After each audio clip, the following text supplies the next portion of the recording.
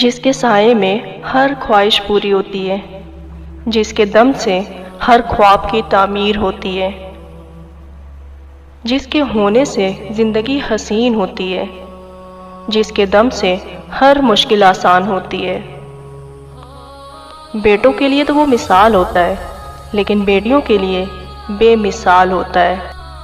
خود دھوپ میں جل کر خاندانوں کے لیے چھاؤں ہوتا ہے، ہر دکھ سہ کر بھی خوشیوں کا عنوان ہوتا ہے، جس کی ایک دعا اولاد کا مقدر ہوتی ہے، جس کی ایک تھپکی سے منزل تک رسائی ہوتی ہے۔